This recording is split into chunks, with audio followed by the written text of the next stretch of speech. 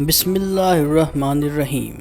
حضرت عمر بن عبدالعزیز جب حکمران بنے تو سب سے پہلے آپ نے اپنا سارا مال و دولت سرکاری کھاتے میں جمع کروایا اور اپنی بیوی سے مخاطب ہو کر کہا کہ اگر آپ میرے ساتھ رہنا چاہتی ہیں تو اپنا سارا مال و دولت اور زیور سرکاری کھاتے میں جمع کرائیں، نہیں تو ہمارے راستے جدا جدا ہیں۔ تو آپ کی بیوی نے سارا مال و دولت اور زیورات سرکاری کھاتے میں جمع کرا دیا۔ جب حضرت عمر بن عبدالعزیز نے سلطنت کا اقتدار سنبھالا تو اپنے تمام وزراء اور مشیروں کا احتساب کیا اور تمام مال و دولت سرکاری کھاتے میں جمع کروائیں۔ پھر آپ کے دور حکومت میں کوئی بھی زکوٰۃ لینے والا نہیں بچا، بلکہ سب زکوٰۃ دینے والے ہی تھے۔ پھر بھی آپ رات کو روتے تھے کہ میری عوام میں کوئی بھوکا پیاسا نہ سوئے۔ میں کیسے اللہ تعالیٰ کی ذات کو قیامت کے دن حساب دوں گا؟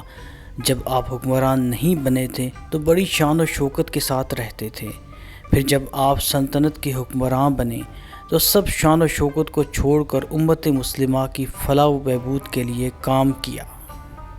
ایک دفعہ حضرت عمر بن عبدالعزیز کے پاس زکوٰۃ کا مال آیا۔ عمر بن عبدالعزیز نے فرمایا کہ مال غریبوں میں تقسیم کر دو۔ انہیں بتایا گیا کہ اسلامی سلطنت میں کوئی بھی فقیر نہیں رہا۔ آپ نے پھر فرمایا اسلامی لشکر تیار کرو۔ انہیں بتایا گیا اسلامی لشکر ساری دنیا میں گھوم رہے ہیں۔ پھر فرمایا نوجوانوں کی شادیاں کرا دو۔ اس پر بتایا گیا کہ شادی کے خواہش مندوں کی شادیوں کے بعد بھی مال بچ گیا ہے۔ حضرت عمر بن عبدالعزیز نے پھر فرمایا کہ اگر کسی کے ذمہ قرض ہے تو ادا کر دو۔ ایسا بھی کر دیا گیا اور قرض ادا کرنے کے بعد بھی مال بچ گیا۔ پھر فرمایا دیکھو یہودی اور عیسائیوں میں سے کسی پر قرض ہے تو وہ ادا کر دو۔ یہ کام بھی کر دیا گیا، پھر بھی مال بچ گیا۔